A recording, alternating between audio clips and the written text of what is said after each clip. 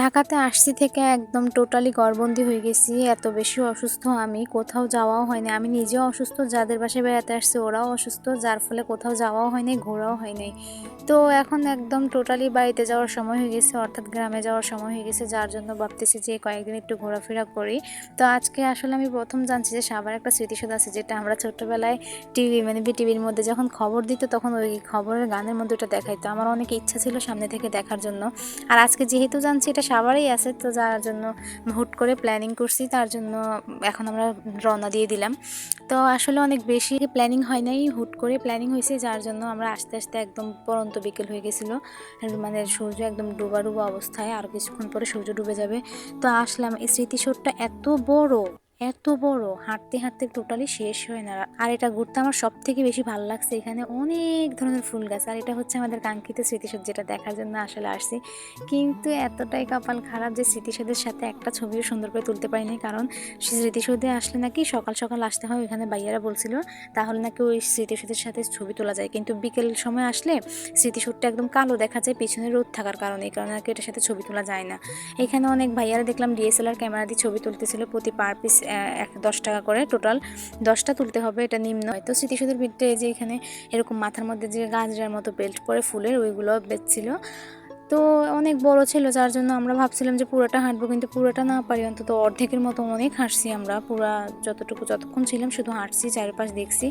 আর আরেকটা জিনিস আমার কাছে অবাক লাগছে কি, আমরা স্মৃতিসৌধটা সামনে থেকে দেখতে একরকম লাগে, কিন্তু পিছনে টোটালি একদম ভিন্ন, 7টা স্তম্ভ দিয়ে তারপরে সামনে ওই লুকটা আসে, ফাইনাল লুকটা।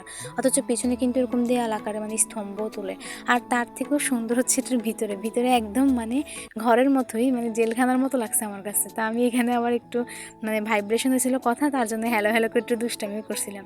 তো আমরা এখানে পিছনেও হাঁটছি অনেকক্ষণ যাবৎ, হাঁটি হাঁটি এগুলো সব দেখছি। আবার সামনে নাকি একটা রাউন্ড আছে কিসের যেন, এখানে নাকি মাঝে মাঝে হেলিকপ্টার আসে শুনলাম।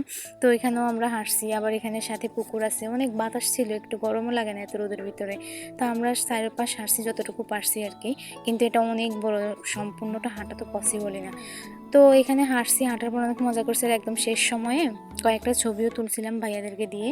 তো ছবি তুলছি, ওই ছবিগুলো আছে, কিন্তু স্মৃতিসৌধের সাথে কোনো ছবি তুলতে পারি না, ফুলের সাথে ছবি তুলছি, এমনি ছবি তুলছি। তো ওই দিনটা আমার কাছে অনেক ভালো লাগছে, কারণ অনেক দিন পরে আমি গেছিলাম, একটু হাঁটতে বাইরেছি অনেক দিন পরে, টোটালি 1-1.5 মাস পরে একটু বাইরেছি ঘর থেকে।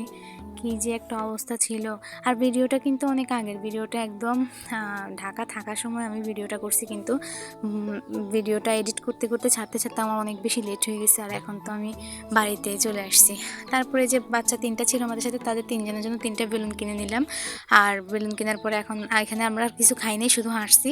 তারপরে এখানে বাইরে এসেছি। আরও তার চেয়ে সুন্দর কথা কি, স্মৃতিসৌধের সাথে যে ফুটপাতগুলো থাকে না, ওইখানে অনেক ভালো ভালো জিনিস বিক্রি করছিল, হাতের কারুকাজের জিনিসগুলো বিক্রি করছিল। সময়ের অভাবে দেখতেও পাইনি, নিতেও পাইনি। এমনিতে আসার সময় রিক্সা করে আসার সময় তখন দেখছিলাম। আর আমরা তারপর এখান থেকে বাহির হওয়ার পরে কিছু ঝালমুড়ি কিনছিলাম, ঝালমুড়ি খেয়েছি। আর এখানে এই মূর্তিটা আমাকে দেখায় যেন কি বলছিল, মূর্তিটা যেন কি হয় আসলে আমি ভুলে গেছি।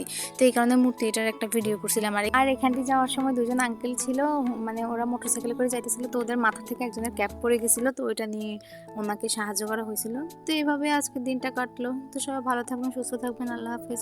আর শেষে একটা ভিডিও ক্লিপ আছে, যেটা শুধু একটা ভিডিও করতে পারছিলাম স্মৃতিসৌধের সাথে। আল্লাহ হাফেজ।